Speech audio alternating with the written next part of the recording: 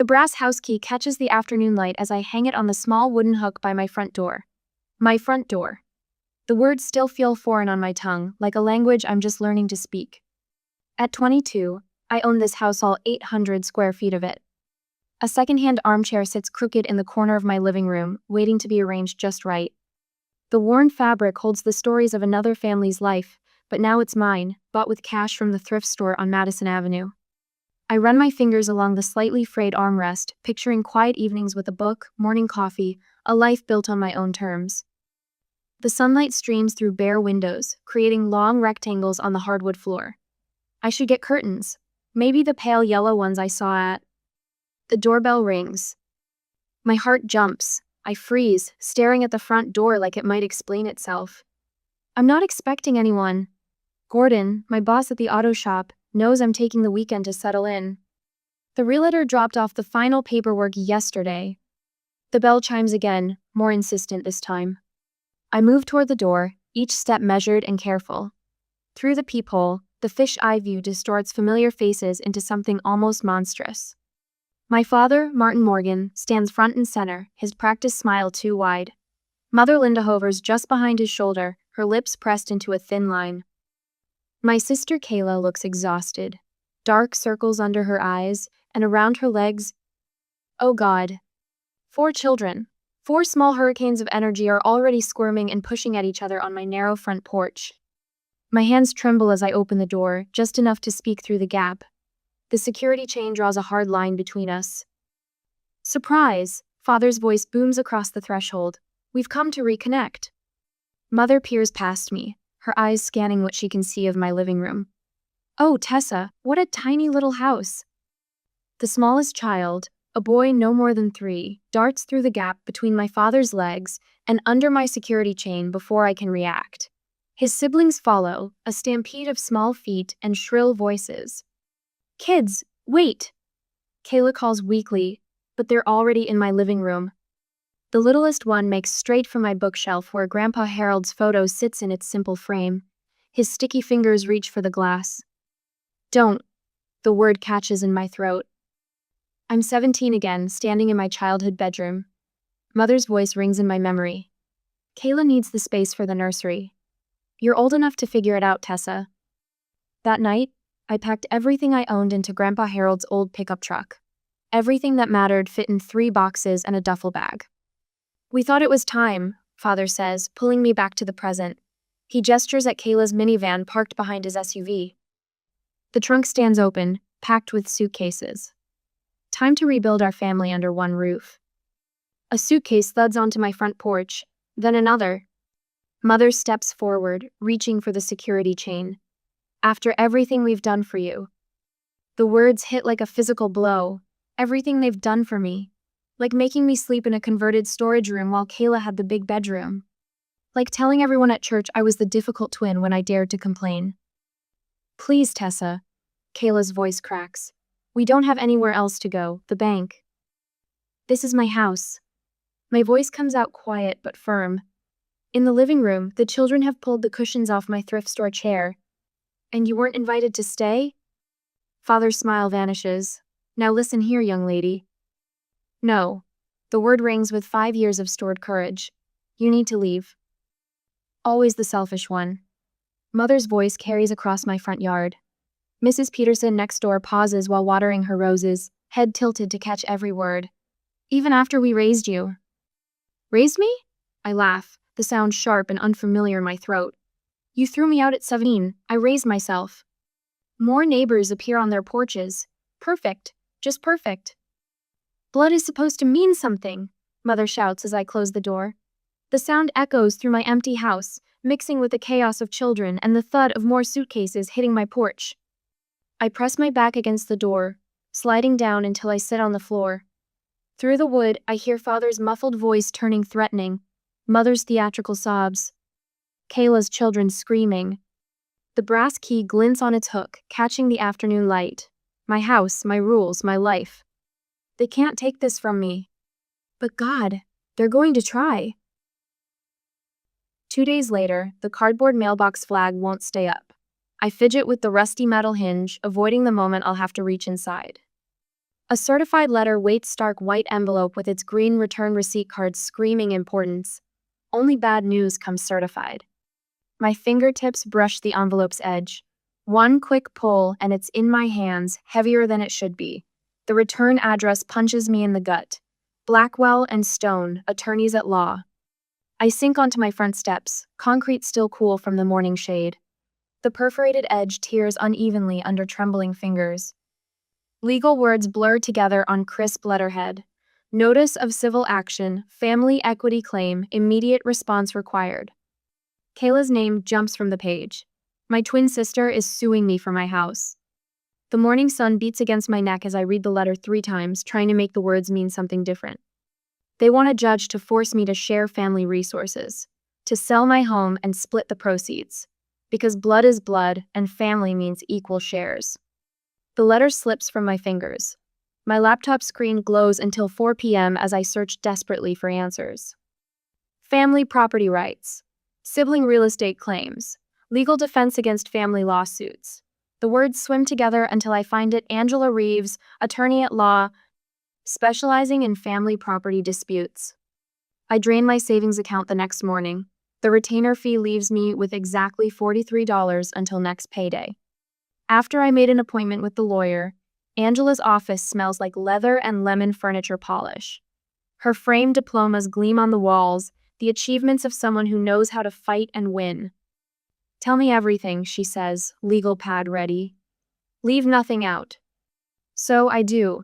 I tell her about being thrown out at 17, about sleeping in Grandpa Harold's truck until Gordon found me at the auto shop. About 5 years of working myself to exhaustion, saving every spare dollar, learning to fix engines and balance books and survive. Angela takes notes in swift, sharp strokes. Her glasses catch the afternoon light as she peers at me over their silver frames. And your grandfather, Harold Morgan, did he ever mention leaving anything for you? Money, property, any kind of inheritance? The memory hits like a physical blow. Grandpa Harold's weathered hands on my shoulders, his voice rough with emotion. You'll be taken care of, little one, I promise. When you turn 18, there'll be money for college, for a fresh start. He died 3 months later. I never saw a dime. Angela's fingers fly across her keyboard. Bank records appear on her monitor statements from an account I never knew existed, $76,000 earmarked for my education. Withdrawn 2 days after my 18th birthday. My parents' signatures mock me from the transfer papers. Martin and Linda Morgan cleaning out their dead father's account while I slept in a pickup truck. The room tilts sideways. 5 years of struggle, 5 years of minimum wage jobs and aching muscles and cold nights, all because they stole what was meant to be my fresh start. We have them, Angela says, her voice steady and sure. We're filing a countersuit for fraud and inheritance theft. But I need everything, work records, bank statements, photos of where you lived, anything that shows how you survived after they kicked you out. I bring her a cardboard box the next day, every pay stub from every job, bank statements showing my slow climb from poverty.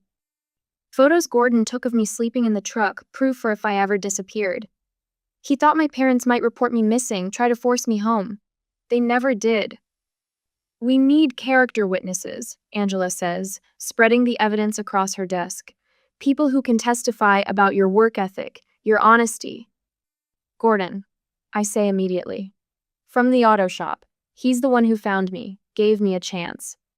The same day, 3 hours later, Gordon arrives at Angela's office in his good flannel shirt, the one he saves for special occasions.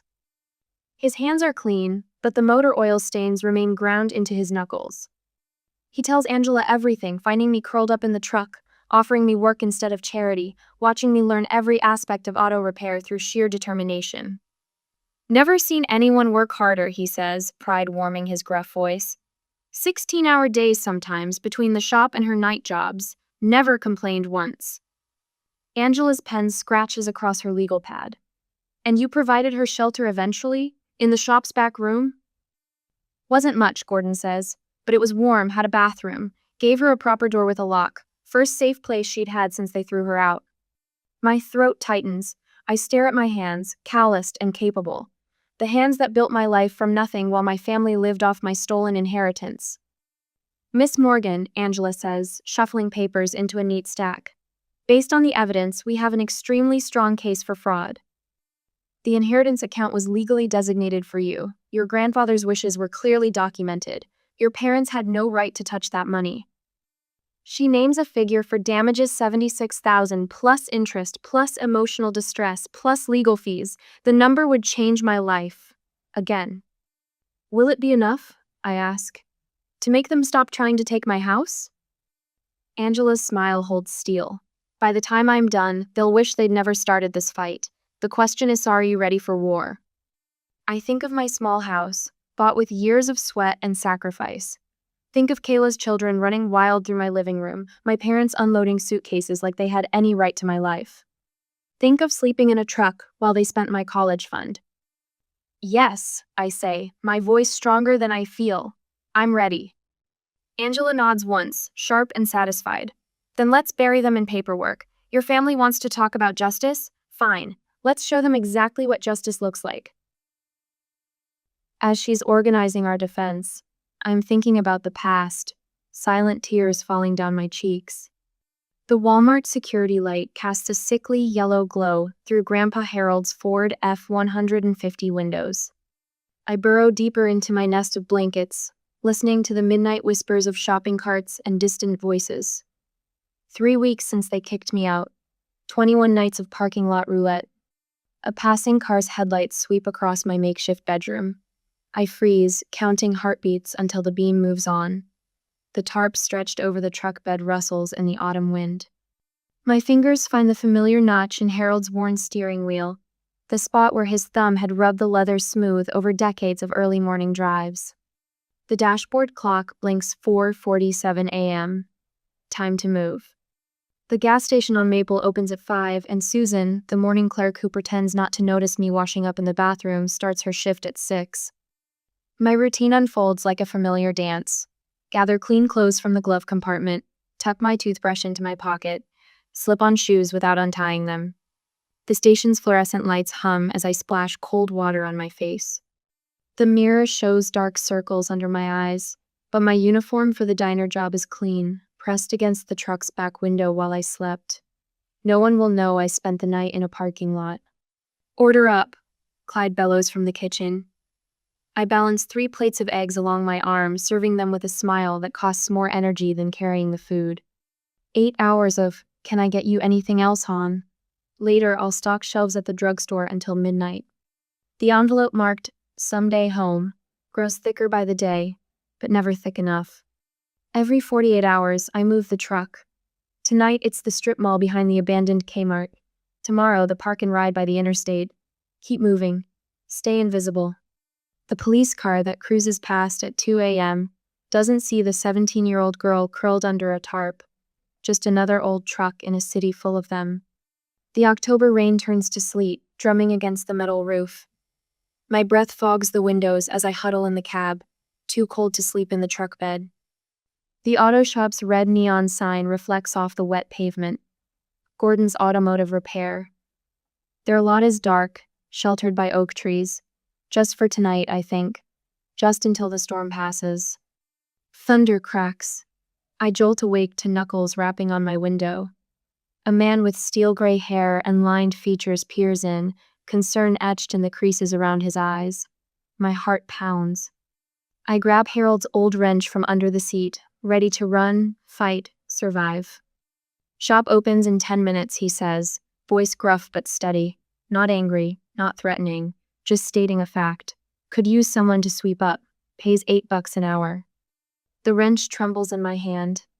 I don't need charity. Good, because I'm not offering any. You want the job or not?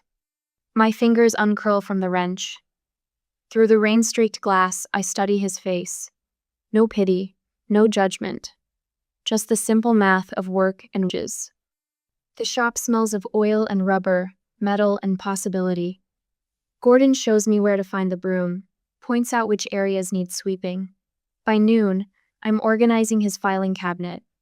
By closing, I'm answering phones, writing up service tickets, learning the difference between synthetic and conventional oil. You sleep in the truck. You lock the gate when you leave. Gordon says that night, dropping a ring of keys on the desk. Not asking, not judging, just offering facts and choices. Weeks blur into months. Gordon teaches me to change brake pads, replace alternators, diagnose engine knocks. The gas station job stretches from 7 to midnight, every dollar another brick in the foundation of my future. I take online accounting classes between oil changes, study manuals during lunch breaks. Girl doesn't know what she's talking about. A customer sneers when I tell him his timing belt needs replacing. Get me a real mechanic. Gordon's footsteps crunch on metal shavings. He doesn't speak, just stands behind me, arms crossed, waiting. I walk the customer through the diagnostic steps, pointing out the wear patterns, the metallic debris, the telltale signs of impending failure. My voice stays steady, technical, sure. When I finish, Gordon nods once and returns to his office. The customer schedules the repair. The back room becomes my sanctuary. A narrow cot, a small dresser, a lamp for late-night studying. No more parking lot roulette. No more sleeping under tarps. My first bonus check goes into an envelope marked "Someday Home." The stack of bills grows slowly, but it grows. Winter melts into spring, melts into summer. My knowledge expands with the seasons, transmissions, electrical systems, computer diagnostics. The line of customers requesting the girl mechanic stretches longer. My saving account inches upward, dollar by dollar, dream by dream. The realtor blinks at my credit report. 5 years of documented income. 0 debt. A down payment saved penny by precious penny. You've never missed a payment on anything, she says, shuffling through papers. Not one late mark. She brings me back to reality and I wipe my tears. Later that night at home, I am thinking about the moment when I first came here a month ago. I signed the mortgage documents with Harold's old pen, my hand steady. The key felt light in my palm, but it anchored me to the earth. My own walls, my own roof, my own life, built from the ground up. That first night, I spread a sleeping bag on the empty living room floor. The house creaked and settled around me, speaking in the language of new beginnings. Through the window, I watched stars wheel across the sky, each one a pinprick of light marking the distance traveled from that first night in the Walmart parking lot. I was thinking tomorrow I'd buy furniture, paint walls, plant flowers in the soil I own, but that night I lay there in the quiet, listening to the sound of freedom. It whispers through empty rooms like a prayer of thanksgiving, blessed by the ghosts of parking lots past, and the grease-stained angels who taught me to build an engine, rebuild a life. The darkness holded no terror now. I've learned its language, mapped its territories, and claimed my space within its borders. Each breath draws in the scent of possibility, exhales the last traces of fear. I closed my eyes, finally allowing sleep to come, knowing I'll wake in the same place I lay down. Home. The word echoes through my chest like a benediction, like a promise kept, like the sound of a key turning in a lock that opens to rooms of my own making. Let them ask what I would have done in these work boots, how I chose to build rather than break. The answer lives in every mile driven, every hour worked, every dollar saved. It lives in the quiet triumph of this moment, lying on the floor of a house that belongs to me, surrounded by walls I earned, sheltered by a roof I paid for with sweat and determination, and the simple refusal to be broken. This is how you rise. This is how you rebuild. This is how you come home to yourself.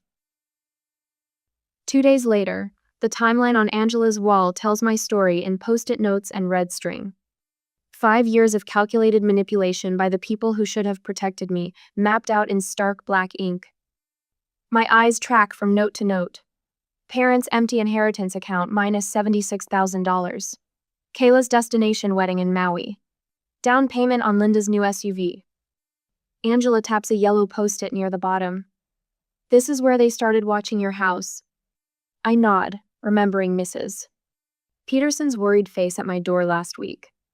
Someone called asking if I'd seen any strange men visiting, said they were concerned about my mental state. Classic intimidation tactics. Angela adjusts her wire-rimmed glasses. They're trying to isolate you, make you doubt yourself. The evidence of my independent life spreads across her desk. Pay stubs from the auto shop, the gas station, the cleaning service. A photo of Grandpa Harold's rusty Ford where I slept those first months. Bank statements showing every dollar I saved, every extra shift I worked. Your paper trail is immaculate, Angela says. Not a penny they can claim came from them. A car horn blares outside on the street later that day. I flinch, then force my shoulders to relax. Yesterday, Father appeared at Gordon's shop, all concerned smiles and reasonable tones. Just want to talk sense into my little girl, he told the other mechanics. Gordon threw him out, then spent an hour teaching me how to adjust a timing belt, his steady voice washing away the panic. A week later, at Angela's office, she says, "Let's practice your testimony again." She sits behind her desk, assuming the stern expression of an opposing counsel. "Miss Morgan, isn't it true that your parents provided you with food and shelter for 17 years? They did the legal minimum required by law." The words come easier now, rehearsed but honest. "Then they threw me out to make room for Liz baby." "And you never asked them for help?" "I learned early that asking meant owing. I chose independence instead." Angela nods, pleased. "Good. Direct, clear, no bitterness in your tone. The judge will." A knock interrupts us. Carol, Angela's secretary, pokes her head in. "Sorry to interrupt, but Mrs. Davidson brought dinner for Tessa again." My throat tightens. Since the lawsuit started, my neighbors have rallied. Mrs. Davidson's lasagna, Mr. Wilson bringing his tools to help install security cameras. The auto shop customers who sign statements about my character, who request the girl mechanics specifically for their cars. "Thank you," I manage. "Tell her I'll return the dish tomorrow." Carol hesitates. "Also, your mother and father are in the lobby." The familiar ice spreads through my chest. Angela stands, her expression hardening. "They don't have an appointment." "Kayla's with them. All 4 kids." Of course, their favorite weapon, Kayla's tears, the children's confusion, a spectacle designed to weaken my resolve. "Use the back exit," Angela suggests. I shake my head, gathering my files. No, I'm done running. The lobby stretches endless between me and the glass doors. Mother spots me first, rushing forward with practiced concern. "Tessa, please, we can work this out as a family." Family? The word tastes bitter. You mean like when you stole my inheritance? Father steps forward, Kayla's youngest balanced on his hip. "Now, princess, that money was meant for both our girls. We only..." "Lied?" My voice carries across the marble floor. "Forged documents? Use my college fund for Kayla's wedding?" "I needed help," Kayla whispers. Her children cling to her legs, eyes wide and confused. "You were always the strong one." "Strong enough to sleep in a truck at 17? Strong enough to work 3 jobs while you had your beach wedding?" Mother reaches for my arm. I step back. "We'll drop our suit," she says. "Just drop yours too. Start fresh. Be a real family again." The laugh bubbles up, surprising me with its sharpness. "A real family? You want my house, my savings, everything I built while you were stealing my future." "Blood matters more than money," Father says. "Blood?" I meet his eyes. "I'll see you in court." The back of my neck burns as I walk away, their voices rising behind me, but my steps don't falter. In my pocket, my house key presses against my palm, solid and real. That night, I sit alone in my living room, surrounded by the life I've built. Grandpa Harold's photo watches from the mantle as I scroll through old family pictures on my phone. Kayla and me at 10 before the twins became the favorite and the spare. Mother at my 8th grade graduation before she stopped attending my events. Father teaching me to change a tire at 13 before he decided I wasn't worth the effort. My phone buzzes. Gordon. "Just checking in, kid." His voice grounds me, reminds me of oil changes and timing belts and honest work. "Big day tomorrow." I'm ready. "Damn right you are. Closing the shop tomorrow, we'll all be there." I touch Grandpa Harold's old work watch on my bedside table. The leather band is cracked, the face scratched, but it keeps perfect time. Like me, weather-worn but reliable. Scarred but surviving. Tomorrow I'll wear it to court.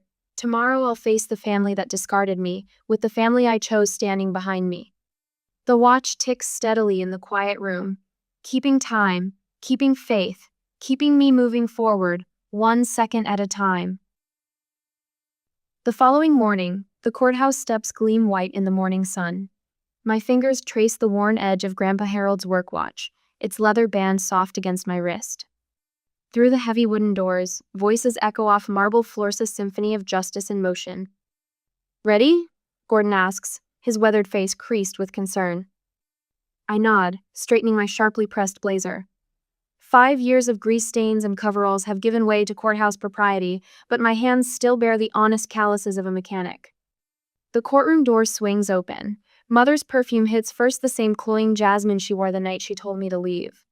Father sits ramrod straight beside their lawyer, his expression carved from stone. Kayla hunches in the front row, fingers worrying the hem of her blouse.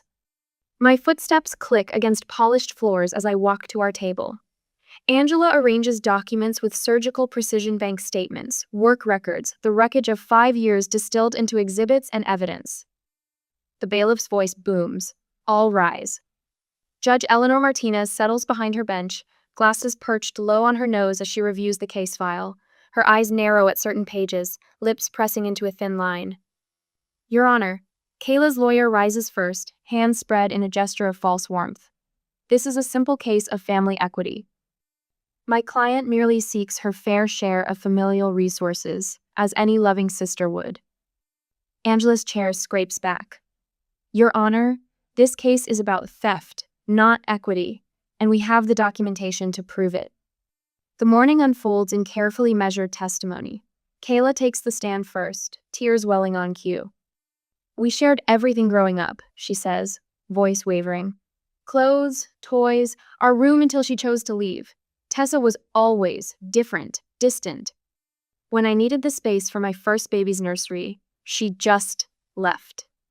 No goodbye, no trying to work things out. And now she won't share this blessing of a home with her own family in their time of need. My fingers curl against the smooth wood of our table.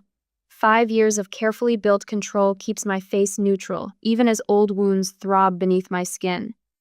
Father testifies next, his familiar pastor's voice ringing with authority. The inheritance was meant for both girls, of course. Harold would have wanted that. We simply managed it as loving parents should. And these credit card statements? Angela holds up a stack of papers. The cruise to Alaska, the new car, the country club membership. Were those purchases also made with loving parental wisdom? Color floods Father's face. We deserved, he catches himself. That is, we thought it best to maintain certain social obligations, for the family's reputation. The family's reputation, Angela repeats slowly. And was it for the family's reputation that you allowed your 17-year-old daughter to sleep in a truck? Mother's sharp intake of breath cuts through the courtroom. Gordon's testimony comes like hammer blows against their carefully constructed lies. Found her curled up in that old Ford middle of January. Frost on the windows thick as your thumb. His voice carries the weight of remembered anger. Worked harder than any 3 people I've known. 16-hour days, sometimes more. Never complained, never asked for handouts. Just kept her head down and earned every single dollar that went into that house. The judge's questions slice through pretense. Mr. Morgan, why exactly did you ask your daughter to leave at 17? We didn't ask, Father shifts in his seat. That is, we were teaching responsibility, character building. By making her homeless? The judge's pen taps against her desk. Did you file a missing persons report when she left? Well, no, but... Did you attempt to locate her? We assumed she was with friends. Did you check? Silence stretches like a taut wire. Mrs. Morgan. The judge turns to Mother. These bank records show $76,000 withdrawn from an account legally designated for Tessa's education. Where did that money go? Mother's fingers flutter to her throat, touching the gold cross that hangs there. Family expenses, Kayla's wedding, the nursery, things any mother would. Things explicitly forbidden by the terms of the inheritance. The judge closes the file with finality. I've heard enough. The verdict falls like summer thunder. The plaintiff's case is dismissed with prejudice. Each word rings against marble walls. Furthermore, I find in favor of the defendant's counter suit. The defendants, Martin and Linda Morgan, are ordered to repay the full amount of $76,000 plus 5% annual interest calculated from the date of withdrawal. Additional punitive damages of $25,000 are awarded for emotional distress and legal fees.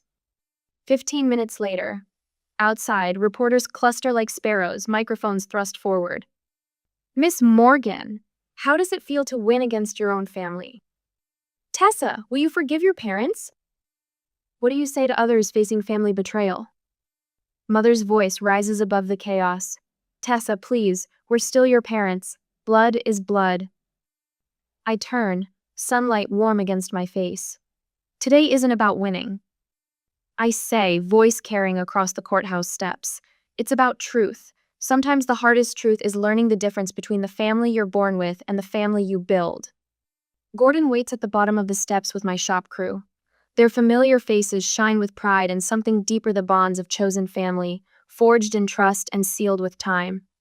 I don't look back as I walk away from the cameras, from the echoes of old pain, from the shadows of what family should have been. Grandpa Harold's watch ticks steadily against my wrist, marking each step toward a future built on my own truth. Behind me, Mother calls one last time. Tessa, don't you dare walk away from us again. But I keep walking.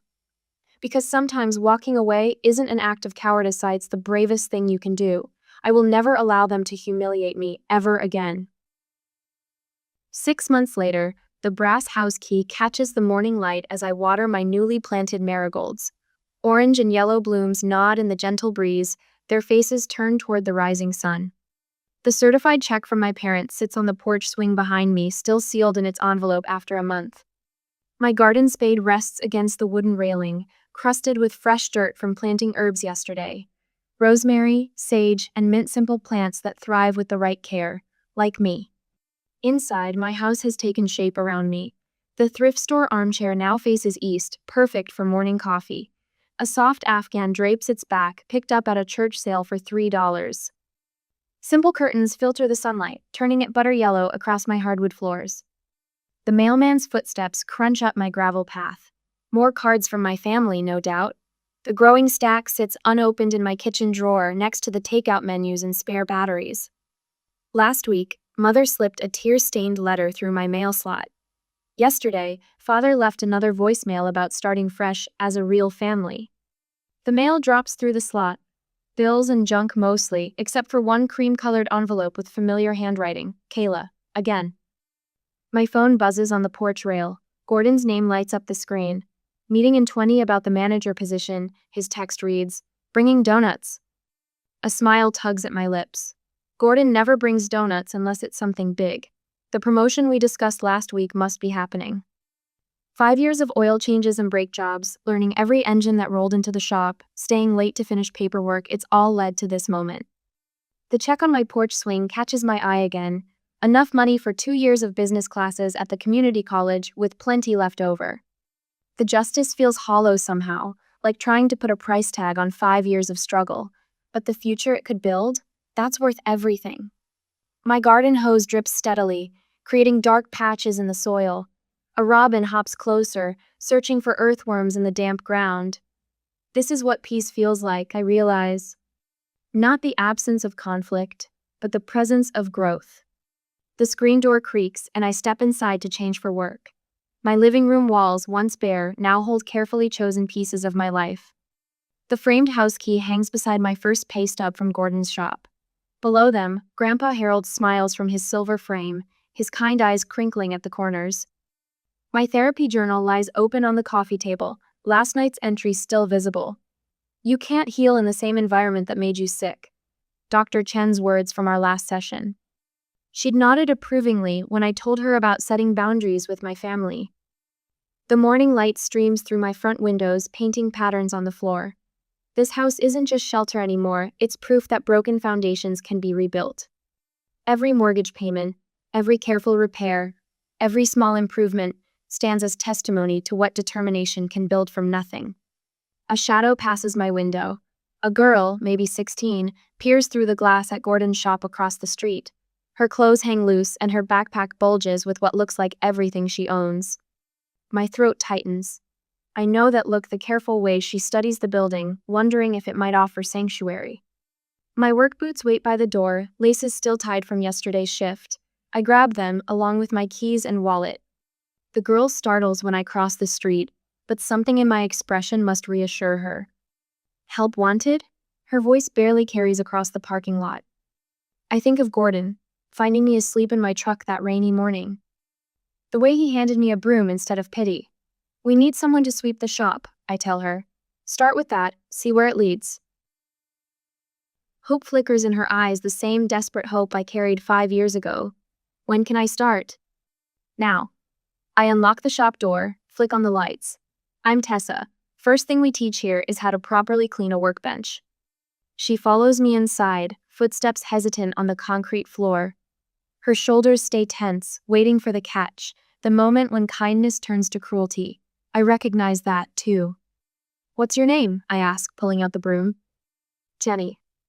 Well, Jenny, here's the deal. Work hard, learn everything you can, be honest. That's all we expect. The rest? I gesture at her backpack. That's your business until you decide to tell us. Tears well in her eyes, but she blinks them back. Strong girl, survivor.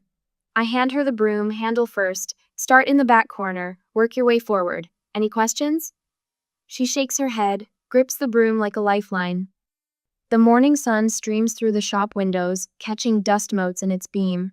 They dance like tiny stars, swirling in the light. My phone buzzes again, mother's number displayed on the screen. I look at Jenny, already sweeping with fierce concentration. At my house across the street, morning glories climbing the porch trellis I built last weekend. At the future stretching before me, unwritten and full of possibility. The phone keeps ringing. I press silence without hesitation. Some calls don't need to be answered. Some gardens grow better with careful pruning. Some families are chosen, built on foundations of kindness rather than blood. My garden hose still drips across the street, feeding the marigolds I planted at dawn. They'll bloom all summer if tended right. I know something about that now, about growing things, about nurturing strength from broken ground. Gordon's truck pulls into the parking lot, pink bakery box visible on the passenger seat. Jenny sweeps steadily in the back, each stroke of the broom a small act of faith in tomorrow.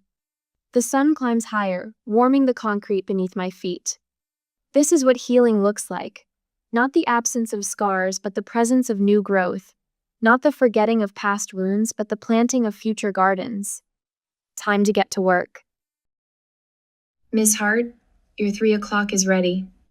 I waved Amanda in with my free hand while wrapping up notes from my previous client meeting. The Jacobson merger documents sat neatly stacked on my mahogany desk, each page annotated with precise observations in my characteristic small, neat script. Your presentation was excellent, Mr. Chen said through my phone speaker. The board will be delighted with these projections. Thank you, Richard. I'll have the final revisions to you by morning. I ended the call and checked my watch, my grandmother's vintage Cartier, the one piece of family jewelry I wore daily. 2:58. Perfect timing. The phone rang again. I almost let it go to voicemail but noticed the caller ID. First Valley Bank. Probably about the Jacobson financials. Evelyn Hart speaking. Miss Hart, this is Eric Landon from First Valley Bank's mortgage division. His tone carried an edge that made me sit straighter. I'm calling about the missed payments on your property at 1847 Sycamore Lane. My hand froze over the Jacobson papers. There must be some mistake. I don't own any property on Sycamore Lane. According to our records, you took out a mortgage for this property 4 months ago. We've been trying to reach you about 3 missed payments totaling $16,000.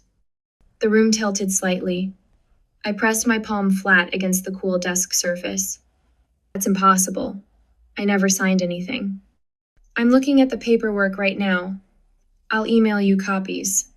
Please do. My voice stayed steady even as constricted. Sending now. My computer chimed.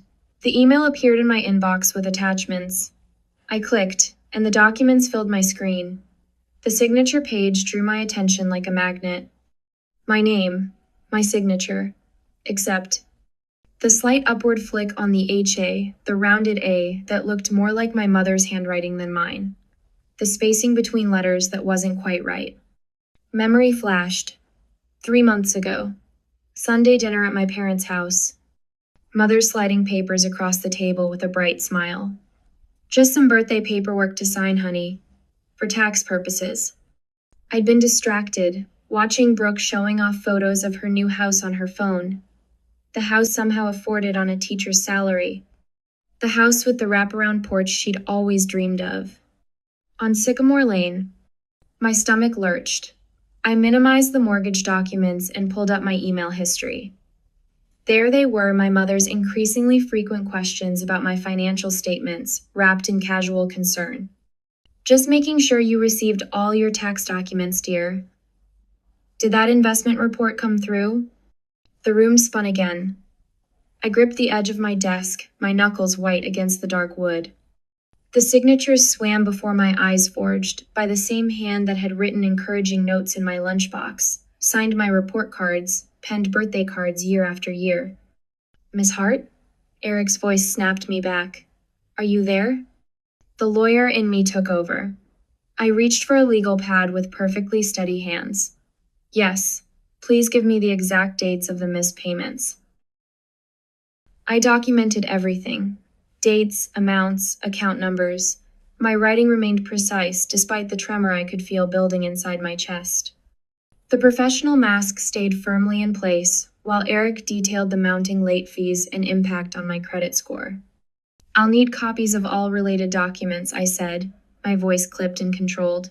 Everything associated with this mortgage. Of course, I'll have our fraud department. No, the word came out sharper than intended.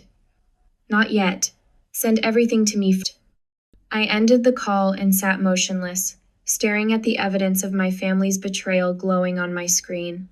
The slight imperfections in the forged signature blurred as my eyes burned. My phone buzzed. Caleb Monroe's name appeared, my closest friend since law school, now a partner at a rival firm. My finger hovered over the screen. They're my family. There has to be an explanation. But I could hear my own voice in the courtroom, arguing countless financial fraud cases. Forgery is forgery, even when it's done by family members. In fact, that betrayal of trust makes it worse. I answered Caleb's call. Hey, superstar. Heard you crushed the Jacobson presentation. Drinks to celebrate? Caleb. My voice cracked slightly. I need your help. Professionally. A pause. I'll be there in 15 minutes. I lowered the phone and turned to stare out my office window at the city skyline. My screen lit up with notifications. 3 missed calls from my mother. Then a text message appeared. Sweetheart, we need to talk about some paperwork. I watched the cursor blink at the end of her message, my throat tight with unshed tears and rising anger. The sunlight caught my grandmother's watch, making the crystal sparkle. The last gift she'd given me before she died, pressed into my hands with whispered words. Stay strong, my girl. Not everyone deserves your trust. I hadn't understood then. I did now. 810 to 611. Tara Noy's finger traced the credit score graph on her tablet screen. In 14 months, your parents were thorough. The conference room at Caleb's law firm smelled of fresh coffee and stale fear. Late afternoon sun slanted through the windows, casting long shadows across the scattered financial documents covering the polished table. My shoulders ached from hunching over paperwork for the past 3 hours. Let me understand this. I pressed my fingertips against my temples. While I was helping Mother plan her tennis club fundraiser, she was opening credit cards in my name. 3 credit cards. Tara swiped to the next screen. Her coral blazers stood out against the room's muted grays, much like her direct manner contrasted with Caleb's gentler approach. 2 personal loans, 1 business loan, and they used your investment portfolio as collateral. My hand froze halfway to my coffee cup. My what? The $180,000 in your Vanguard account. Tara's dark eyes met mine. They accessed it using information from those tax documents you signed. Birthday paperwork. The words tasted bitter. I pushed back from the table, my chair wheels squeaking against hardwood. The city skyline beyond the window blurred as I blinked hard. Caleb's hand settled on my shoulder. Take a minute, Evie. I don't need a minute. My voice came out sharper than intended. I need to understand how they did this. Tara spread printouts across the table like a dealer laying out cards. Bank statements, loan applications, credit reports. My signature, or rather my mother's version of it, marched across the bottom of each page in a mockery of authority. They started small, Tara explained. A store credit card here, a personal loan there. Always made minimum payments just under the wire to avoid triggering fraud alerts. Strategic. I recognized the pattern. I'd prosecuted enough financial fraud cases to see the planning behind it. They knew exactly what they were doing. This wasn't desperation. Caleb settled into the chair beside me. This was calculated. My phone buzzed. Mother's face lit up the screen. A photo from Christmas, her smile bright and false. I turned the phone face down. The mortgage was their mistake, Tara continued. They got cocky. Missed payments they couldn't cover. That's what triggered the bank's investigation. 16,000 in missed payments, the number echoed in my head. For Brooke's house, the one with the wraparound porch she couldn't possibly afford on a teacher's salary. Caleb's jaw tightened. This isn't just fraud, Evie. This is betrayal of trust. Family fraud cases are the hardest to prosecute, Tara added. Her fingers drummed against her tablet. And the most important, the emotional damage. I don't want to discuss emotional damage. I gathered the scattered papers into a neat stack. I want to discuss next steps. We have protocols for identity theft. Eric Landon's voice crackled through the conference room speaker. Even when it's family, but you need to decide how far you want to take this. My phone buzzed again. A text this time.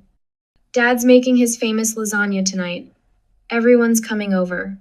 We need to talk about some paperwork, sweetheart. The familiar endearment made my stomach clench.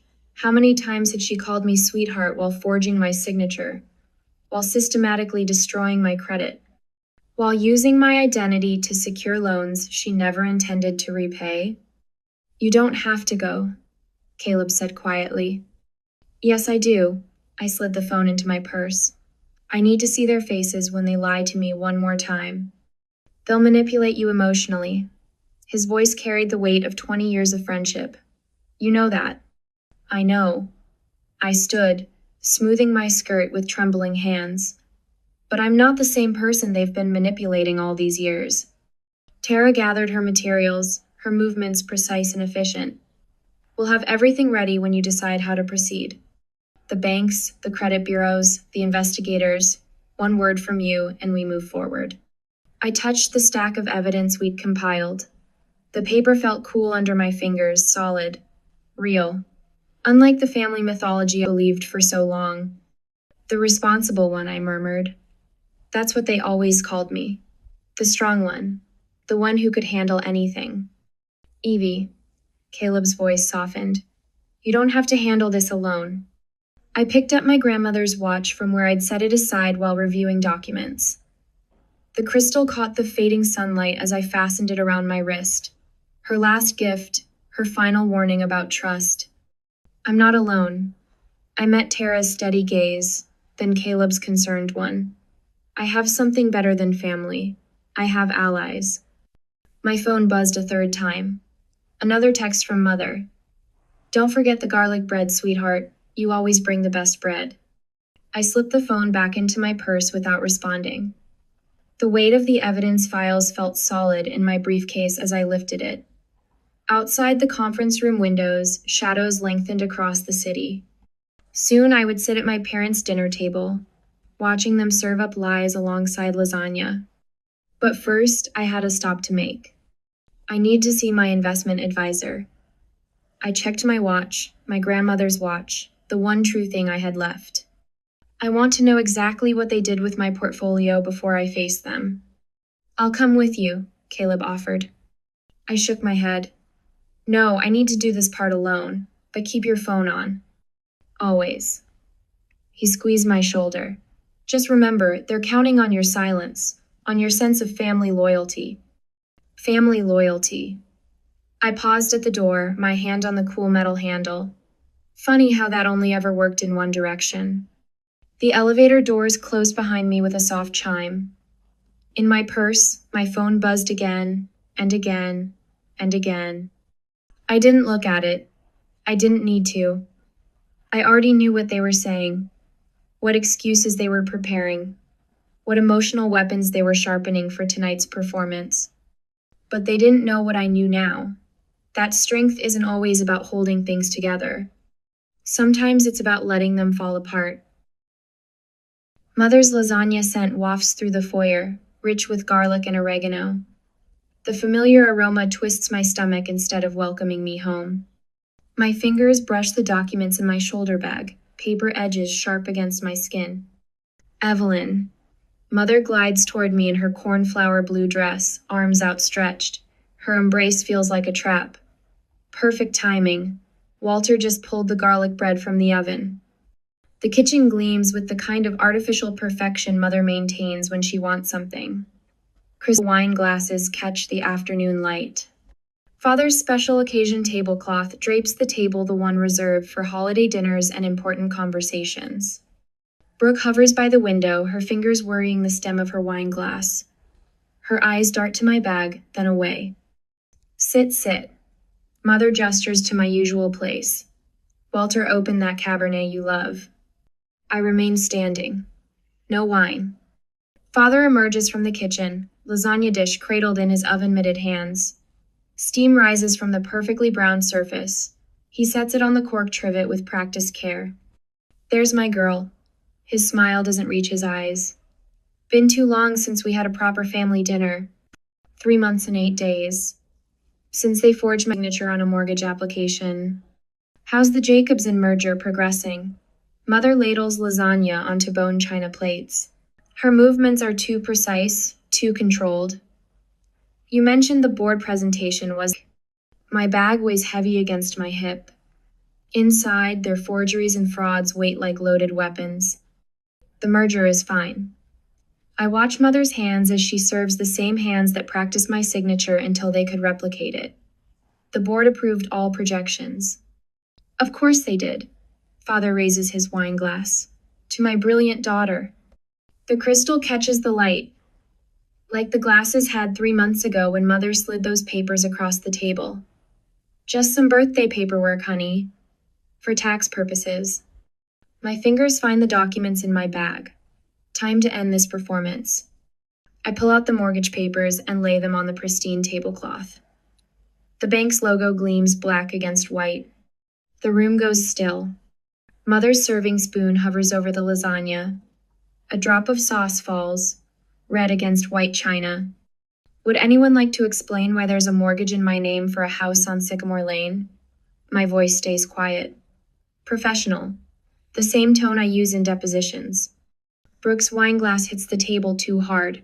Red liquid sloshes against crystal. Sweetheart. Mother's eyes fill with tears right on cue. The spoon settles back into the lasagna with deliberate care. We were just trying to help your sister. Help her by committing fraud? Don't be dramatic, Father's authority voice. The one that used to make me shrink inside myself. Sometimes families need to support each other. Support? The word tastes bitter. By forging my signature? Stealing my identity? I was going to lose my house. Brooke's voice wobbles. The bank wouldn't extend my loan. Mom and Dad said you wouldn't mind. You're always helping me anyway. The unity of their manipulation hits me like a physical blow. They planned this, rehearsed it. You're the strong one, Mother whispers. You can handle this. It's just money. Just money. Just my signature. Just my credit. Just my reputation. Just my trust. The weight of their expectations presses against my shoulders. The familiar burden of being the responsible one, the reliable one, the one who sacrifices. A lifetime of patterns crystallizes in this moment. The constant pressure to give more, fix more, accept more, for family. My chair scrapes against hardwood as I stand. The The sound cuts through their web of justifications. Silence fills the room like smoke. I gather the documents with steady hands, each paper a betrayal, each signature a wound. Evelyn, please. Mother reaches for me. We can explain everything. I step back from her touch. Sit down, Father commands. We're having a family dinner. The front door opens silently, closes with a soft click. I don't look back. Son of a bitch. Caleb stares at his computer screen, jaw tight. Morning sun streams through his office windows, painting his desk with stripes of light. This goes way beyond your mortgage. I lean forward in my chair. What did Tara find? He swivels his monitor. Spreadsheets fill the screen, numbers marching in neat columns. Your parents have been running an investment scam through the tennis club, using name and professional reputation as bait. The room tilts slightly. I press my palm flat against his desk to steady myself. How much? 3.2 million, so far. His fingers drum against his desk. Tara traced money transfers to accounts in Belize and Singapore. The scope of their betrayal expands like ripples in a pond, each wave revealing new damage. They used me. The words scrape my throat. Used my reputation to steal from their friends. From vulnerable seniors, Caleb corrects. They targeted retirees looking for safe investments, promised guaranteed returns backed by your legal expertise. Something snaps inside my chest, a lifetime of obligation breaking under the weight of truth. This isn't just about me anymore. Caleb nods, already reaching for his phone. I'll activate my FBI contacts in financial crimes. Tara's building the evidence chain. Get Eric from the bank involved too. My voice sounds different, harder. We need his fraud department. Caleb's team assembles with military precision. Within hours, my office fills with federal agents, forensic accountants, and bank investigators, each person adding threads to the web of evidence. I stand at my window, watching them work. Their efficiency should comfort me. Instead, each new discovery feels like a fresh wound. Miss Hart? A junior agent appears at my elbow. We need you to review these victim statements. The stack of papers lands heavy in my hands. Names and amounts blur together until one stops my breath. Margaret Wilson, my high school English teacher, the woman who first taught me about justice through literature, who wrote my college recommendation letter in her precise cursive. Investment amount $247,000. Source, retirement savings. The paper crumples in my suddenly tight grip. Miss Hart? The agent shifts uncertainly. Are you... I'm fine. The paper smooths under my fingers, and I'm going to make sure every victim gets their money back. My phone buzzes. Mother's number flashes on the screen. Decline. Another buzz. Father this time. Decline. A text from Brooke appears. If you do this, you'll destroy our family. Caleb glances up from his stack of evidence. You okay? I watch the sun set behind the city skyline. The light paints the clouds in shades of justice. They destroyed it themselves. The agent returns with more victim statements. Each page a person who trusted my family, who believed in my reputation. I reach for the papers with steady hands. Some things matter more than blood. The morning sun filtered through the blinds of Caleb's corner office as I signed the last fraud report. My signature me real one curved across the bottom of each form with perfect precision. No maternal forgery this time. Ready? Caleb's voice carried a mix of concern and determination. I checked my watch. 7:58 a.m. 2 minutes. We timed everything down to the second. The fraud reports would hit 6 different agencies simultaneously at 8 a.m. sharp. The moment they opened their doors, accounts would freeze. By 8:15, the official investigation notice would arrive at my parents' house-certified mail, signature required. My phone buzzed. Tara's text, bank team in position. Now. I pushed the stack of reports across Caleb's desk. His assistant swept them up and disappeared, each report destined for a different courier. My mother's latest voicemail played in my head. "Sweetheart, please. You have to understand. We can explain everything." The tremor in her voice almost sounded real. Almost. The grandfather clock in Caleb's office struck 8. Somewhere across the city, a postal worker rang my parents' doorbell. Somewhere else, my sister Brooke was probably walking into the elementary school where she taught 4th grade, wearing the clothes she'd bought with my stolen credit cards. My phone lit up. Eric from First Valley Bank. Accounts frozen. 3 attempted withdrawals blocked in the last hour. "They knew it was coming," Caleb said, watching my face. Mother always could read me like a book. The irony tasted bitter.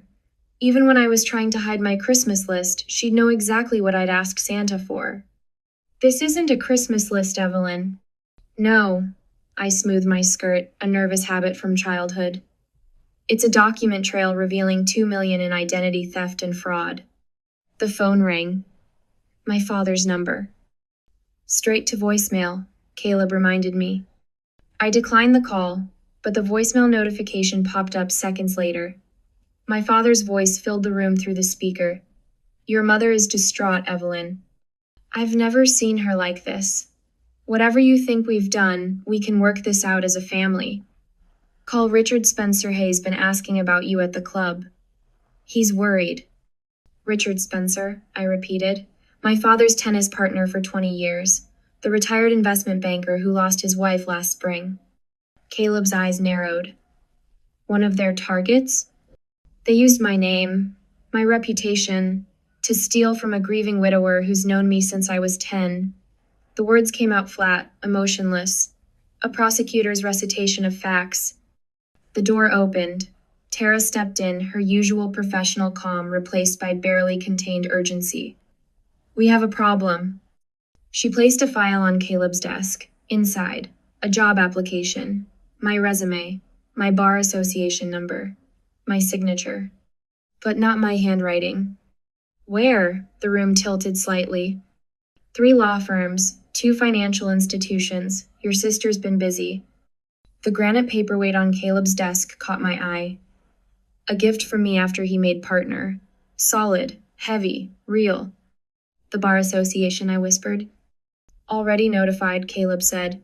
"I've got a call with the ethics committee in 20 minutes. We're ahead of this, Evelyn." Another text from Eric. "Documents secured. Bank staff providing sworn statements."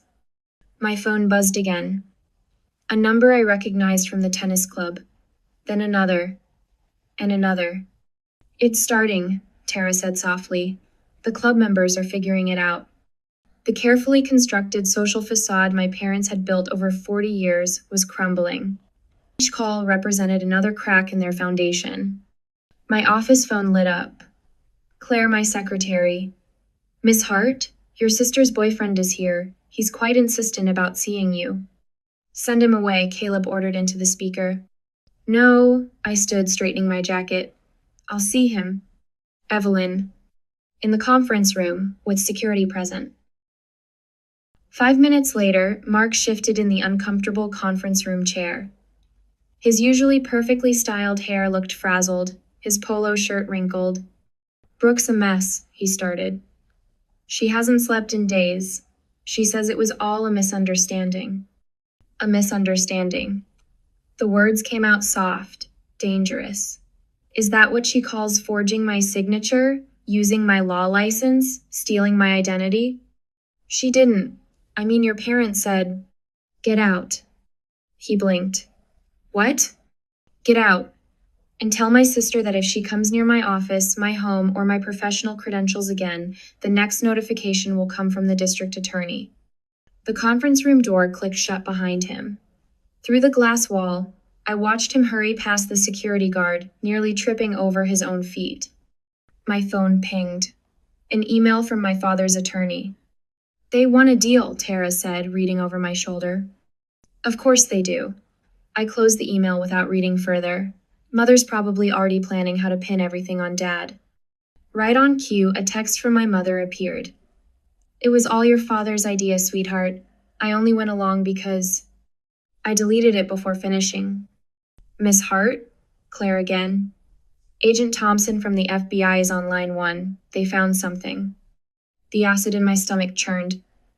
Put him through. His voice crackled through the speaker. Miss Hart, we've located a storage unit registered to your father. Multiple filing cabinets. Documents dating back 15 years. The room went silent. What kind of documents? Caleb asked when I couldn't. Account statements, loan applications, forged signatures. A pause. Different names, different states. My grandmother's Cartier watch felt suddenly heavy on my wrist. Her last gift, her last words. Stay strong, my girl. Not everyone deserves your trust. She'd known. Somehow, she'd known. The morning sun still streamed through Caleb's window, but it no longer felt warm. Each ray illuminated another betrayal, another lie, another victim I hadn't protected. My phone lit up one final time. Brooke. I'll tell them everything, her text read. I can't do this anymore. I placed the phone face down on Caleb's desk. The family portrait behind him caught my eye, his real family, smiling, honest, true. What now? Tara asked softly. The granite paperweight felt cool under my fingers, solid, like evidence, like truth. Now, I said, we protect everyone else they plan to hurt. The grandfather clock struck 9. 1 hour since the first reports were filed. 1 hour since I'd officially declared war on the people who'd raised me. The morning was still young, and I was just getting started. The marble steps of the federal courthouse rose before me, each one marking another beat of my heart. I adjusted my charcoal suit jacket, my grandmother's Cartier watch catching the morning light. Through the soaring columns, I spotted clusters of familiar faces from the tennis club, their silver hair glinting in the sun. Inside courtroom 314, the polished oak benches creaked with the weight of spectators. Mrs. Patterson, my former high school English teacher, caught my eye from the third row. The gentle tilt of her chin spoke volumes, the same encouragement she'd given me before debate tournaments 30 years ago. My mother, father, and Brooke sat in the front row of the defendant's section. Mother's perfectly coiffed hair couldn't hide the shadows under her eyes. Father's shoulders hunched beneath his expensive suit. Brooke twisted a tissue between her fingers, her wedding ring conspicuously absent. All rise. Judge Margaret Chen swept into the courtroom, her black robes billowing. The rustle of bodies rising filled the air. My spine straightened automatically as I took my place at the witness stand. Please state your name for the record. Evelyn Marie Hart. My voice carried to every corner of the hushed room. Mother's attorney, William Barrett, approached with practiced concern etched on his features. Miss Hart, isn't it true that your mother has always supported your career? That she attended every school play, every graduation? She attended them. The words tasted bitter. She also forged my signature on fraudulent loan documents. But surely you understand she was trying to help your sister? That's what families do. They help each other. Objection, argumentative, Caleb called from the prosecution table. Sustained. Barrett adjusted his tie. Your mother has expressed deep remorse. She's offered to make full restitution. With whose money? The question sliced through his careful narrative. The retirement savings she stole from Mrs. Patterson? The college fund she drained from the Jacobsons? He blinked, thrown off script. Father's attorney tried next, painting a picture of financial pressure, of a man desperate to maintain his family's standard of living. Mr. Hart never meant to cause permanent harm. He always intended to replace the funds, like he replaced my college savings when I was 16. The old wound surfaced, finally serving a purpose. That was his first practice run, wasn't it? Testing how far he could push before someone pushed back? A murmur rippled through the courtroom. Judge Chen tapped her gavel once. Brooke's attorney, fresh out of law school, attempted to salvage something from the wreckage. Your sister has always looked up to you. She's expressed genuine remorse. She expressed remorse after she got caught. I met Brooke's tear-filled eyes. Not when she was living in a house bought with my stolen identity. Not when she was interviewing for jobs using my law credentials. Not when elderly victims were losing their life savings. The defense tried one last strategy, presenting a united front of family love gone wrong. Barrett stood again, his voice gentle. Miss Hart, no one is denying mistakes were made, but surely this can be handled as a family matter, without... Love doesn't forge signatures. My words rang in the sudden silence. Family doesn't steal identities. What you did wasn't for love, it was for greed. Judge Chen's glasses caught the fluorescent light as she leaned forward. Mr. Barrett, I've heard enough about family matters. This court deals in facts. The facts show a sophisticated criminal enterprise that preyed on vulnerable victims, including the defendant's own daughter. The attempt to frame this as merely poor judgment within a family unit insults the intelligence of this court. She turned to my family. Walter Hart, please rise. My father stood, shoulders squared in one final attempt at dignity. This court sentences you to 17 years in federal prison, followed by 5 years of supervised release. You will make full restitution to all victims, beginning with your daughter, Joanne Hart. Mother's perfect posture crumbled as she rose. 14 years in federal prison, 5 years supervised release, full restitution. Brooke Hart Williams. My sister's tissue shredded between her fingers as she stood. 10 years in federal prison, 5 years supervised release, full restitution. The sharp rap of the gavel echoed through the courtroom. 2 U.S. Marshals stepped forward, handcuffs glinting. Evelyn, Mother's voice cracked as they led her past. Please. I remained seated, my back straight, my eyes forward. The woman who had forged my signature looked nothing like the mother who had taught me to write my name. Mrs. Patterson touched my shoulder as she passed. You did the right thing, dear. Other faces from the tennis club nodded as they filed out. The Jacobsons, the Wilsons, the Patels, people who had trusted my family's reputation. People I had protected by finally saying no. The courtroom emptied slowly. Caleb gathered his files, giving me space. When the last footsteps faded, I stood and walked to my office 6 blocks away. The late afternoon sun slanted through my windows as I opened my desk drawer. The birthday card sat where I'd left it 3 months ago. Mother's elegant handwriting asking me to sign just a few papers. I slipped into an evidence envelope, sealed the flap, and wrote in my precise script, Case closed, with today's date. The city lights began to twinkle as I sat in my leather chair, finally allowing my shoulders to relax. The word strong floated through my mind, not my family's version of strength that meant silence, but my own definition. The strength to stand up, the strength to speak truth, the strength to protect others. A knock at my door interrupted my thoughts.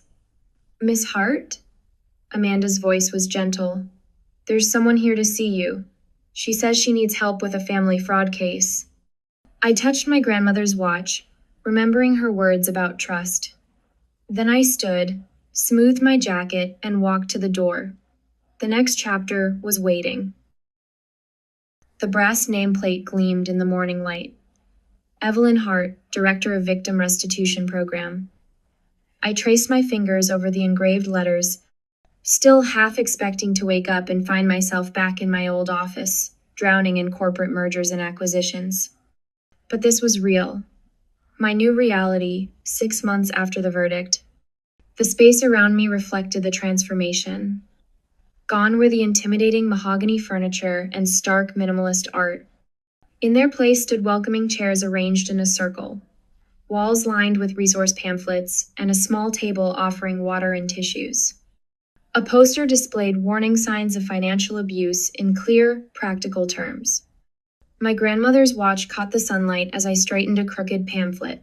The crystal sparkled, reminding me of her final words. She'd known, somehow.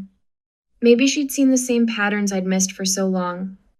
A framed letter hung beside my degrees, its simple classroom penmanship more meaningful than any Harvard diploma. Mrs.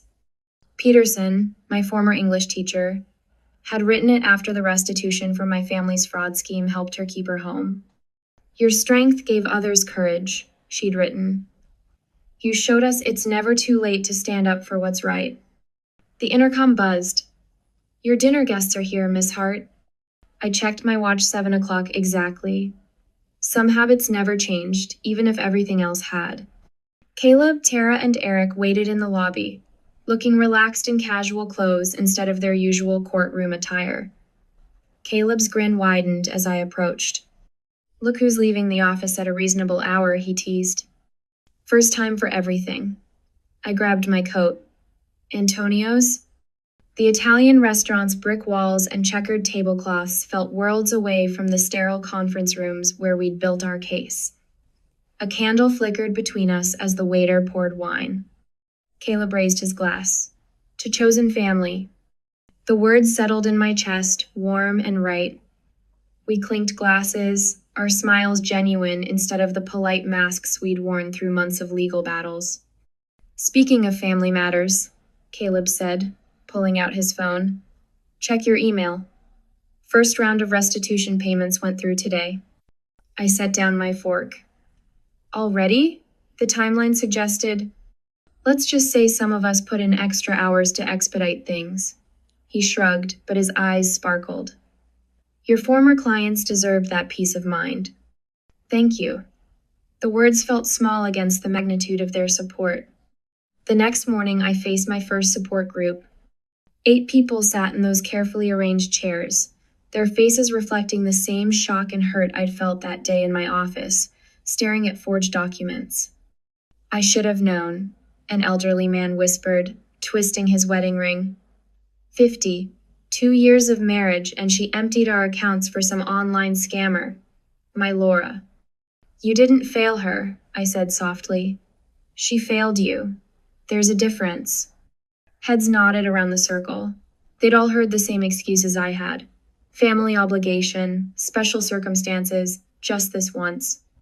Back in my office, I pulled out my phone, thumb hovering over my mother's final text. We can fix this. Please, for family. Delete. That's why I'm protecting others from you, I whispered to the empty room. My computer chimed with a credit alert. My score had finally returned to its pre-fraud level, 810. One more piece of my life restored. I stood, walking to the wall of filing cabinets. Inside the bottom drawer, thick files documented every step of my family's case. Evidence photos, bank statements, court transcripts. I closed the drawer with a decisive click. The afternoon sun streamed through my window as I adjusted my jacket, preparing for my testimony before the State Senate Committee. My proposed Hart Amendment would strengthen protections for family financial fraud victims, closing the loopholes my parents had exploited. Your personal pain has created public good, the committee chair remarked after my presentation. Her silver hair caught the light as she leaned forward. Not many could turn such betrayal into positive change. Sometimes strength means saying no to family, I replied, my voice steady, especially when they're hurting others. The sunset painted long shadows across my office carpet as I finished the day's paperwork. A movement caught my eye, a young woman pacing in the reception area, clutching a manila envelope. Her shoulders hunched forward, protective. I recognized that posture. I'd worn it myself not so long ago. Through the glass, I watched her gather her courage, squaring those hunched shoulders. My grandmother's words echoed, "Stay strong, my girl. Not everyone deserves your trust." But some people did. Some people earned it, proved it, stood beside you when the world tilted sideways. I opened my office door. Come in. I understand what you're going through. A small smile softened my words. And I can help. The young woman's eyes met mine, desperate for hope. I gestured to the chair across from my desk, the same spot where I'd sat processing my own shock and betrayal. But this time, the person behind the desk knew exactly how to help. That was the real strength, not in silence or sacrifice, but in standing up, in breaking patterns. in turning personal wounds into shields for others. My grandmother's watch ticked softly, marking another moment of transformation, another step forward, another chance to prove that family isn't about blood or obligation. It's about choice, trust, truth. And sometimes it's about saying no to the people who raised you, so you can say yes to the person you've become.